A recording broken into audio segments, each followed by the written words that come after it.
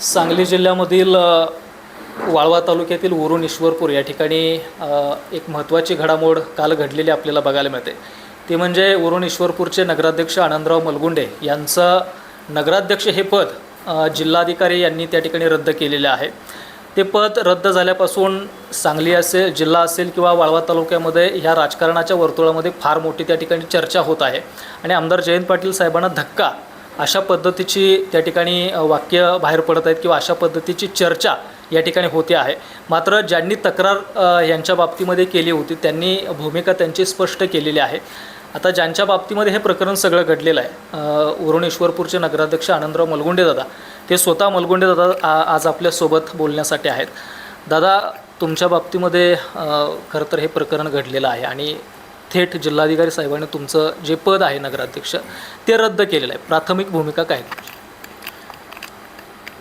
जिल्हाधिकाऱ्यांनी जो निर्णय दिलेला आहे त्याची पूर्ण निशाण न करता नुसत्या 2 ते 3 ओळीचा अध्यादेश त्यांनी दिलेला आहे.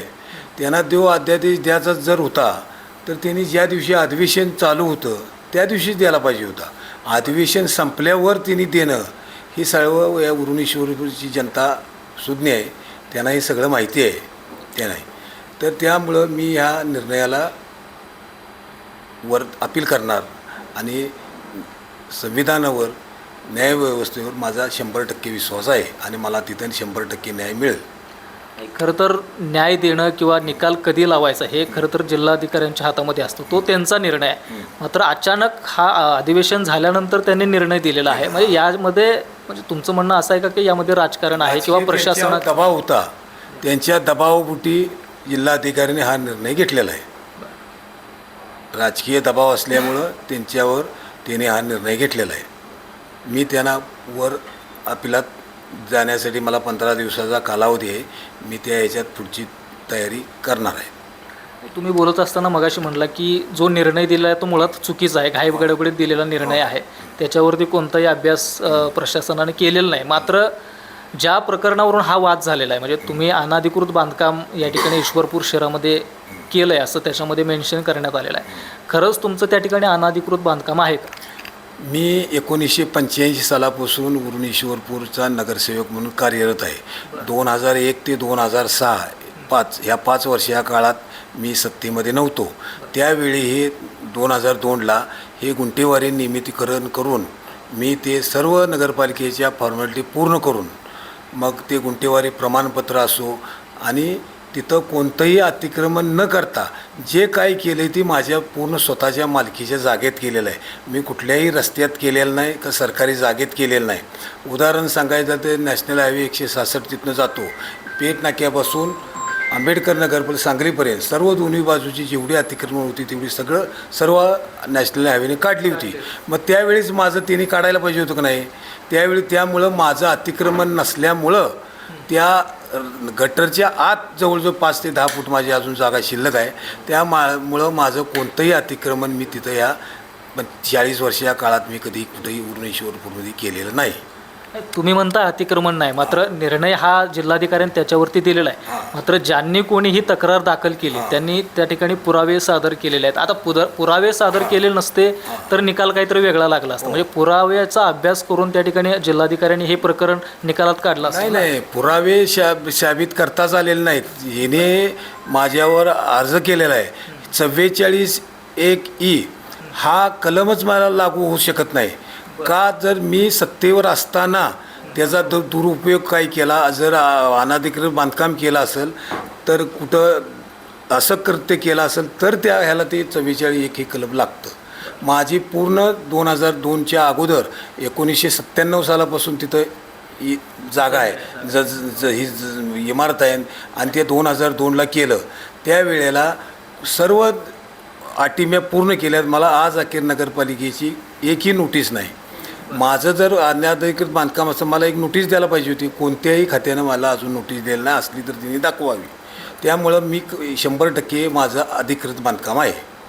नाही, आता तुम्ही म्हणता ह्याच्या अगोदर एक सुद्धा नोटीस आली नाही. हो. मात्र तुम्ही नगराध्यक्ष होऊन आता एक 6 ते 7 महिना म्हणजे अजून वर्षभर या पण कालावधीतच झालंय.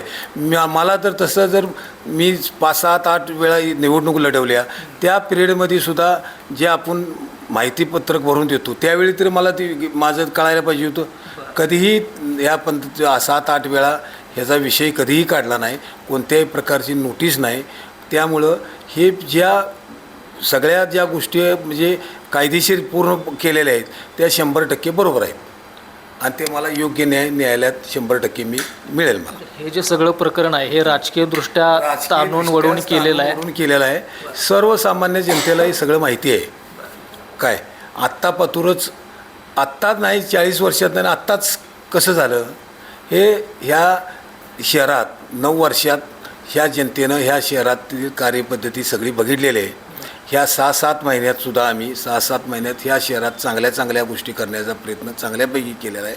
आमचे सर्व नगरसेवक नगरसेविका सर्व राष्ट्रवादीच्या शरदचंद्र पवार पार्टी आमचे आदरणीय नेते जयंत पाटील साहेब वेळोवेळी कायम चांगल्या गोष्टी करण्यासाठी सर्व गावासाठी या गावात चांगलं वातावरण व्हावं, चांगलं पाणीपुरवठ्याच्या स्कीम व्हाव्या, आरोग्य लोकांचं चांगलं राहावं, शैक्षणिक बाबी चांगली राहावी, गावात सांस्कृतिक ठेवा चांगला व्हावा ह्या दृष्टिकोनातून ह्या आमच्या सर्वांचा प्रयत्न चालला आहे. ह्या विघ्नसंतोषी लोकांनी या 10 वर्षाच्या काळात ह्या शहराची पूर्ण वाट लावली, काहीही केलं नाही, करता आलं नाही.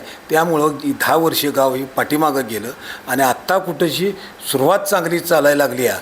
त्यामुळं हे असला काय तर कुणाला तर भुसगावण्याला पुढं उभा करायचं आणि त्याच्या पाठीशी उभा राहून हा खेळ खेळण्याचा उद्योग चालू आहे. तुम्ही आता अप्रत्यक्षरित्या बोलताय, मी थेट प्रश्न विचारतो.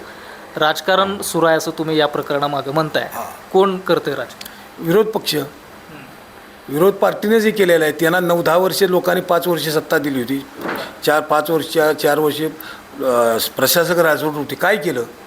दाखवा ना, एक काम तुम्ही दाखवा. 27 कोटी रुपये जयंत पाटलांनी तुम्हाला आणून दिले होते रस्ते करण्यासाठी, ते तुम्ही भुयारी गटरला वापरले. कुठं गावात तुम्हाला भुयारी गटर दिसतंय काम चालू झालेलं? ते पैसा गेला कुठं?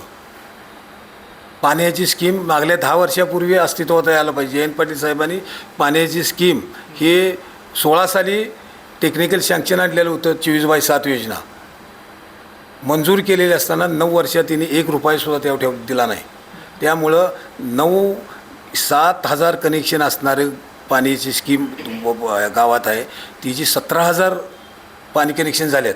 पाणी आहे तेवढंच आहे, पाण्याचा दुष्काळ आहे. पण हिने 10 वर्षात 1 रुपयासुद्धा त्याला निधी दिला नाही. काय केलं 10 वर्षात सांगा? एक काम चांगलं दाखवा तुम्ही.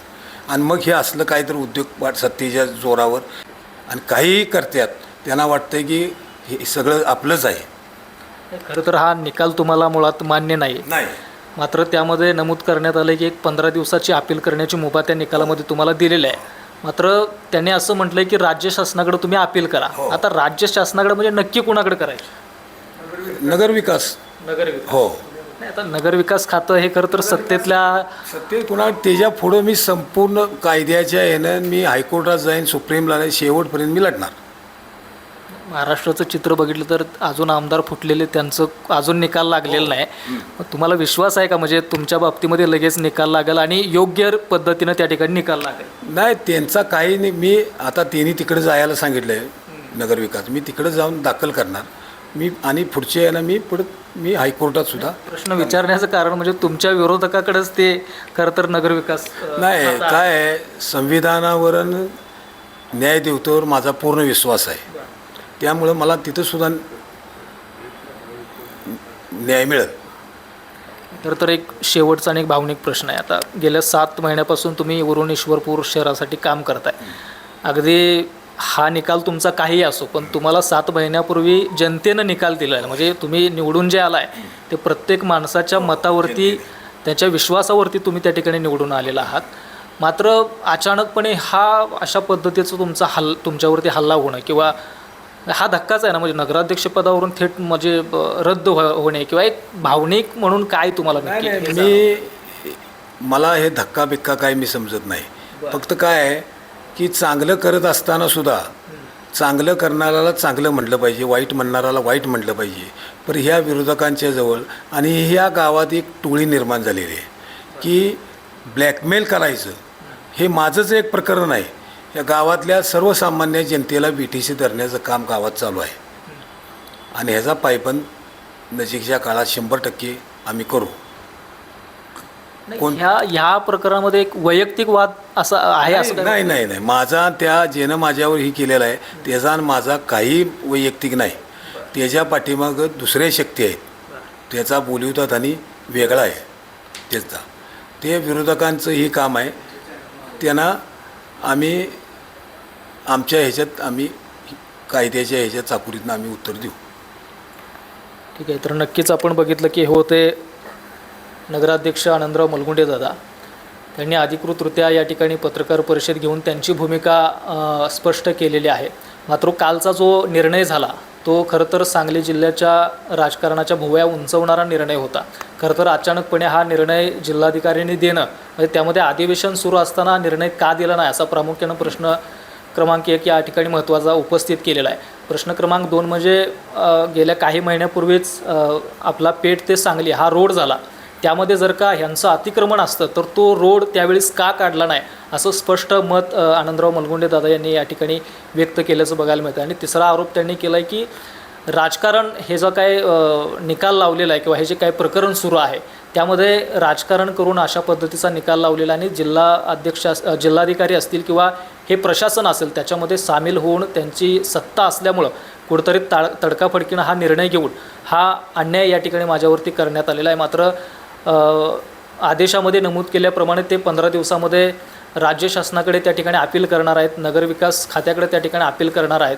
मात्र त्यांच्या कोर्टामध्ये काय निर्णय लागेल हे त्या ठिकाणी फार महत्त्वाचं ठरणार आहे. आणि येणाऱ्या काळामध्ये तो निर्णय काय असेल किंवा कशा पद्धतीनं हे त्याला सामोरे जाणार आहेत हे बघणं अत्यंत महत्त्वाचं ठरणार आहे.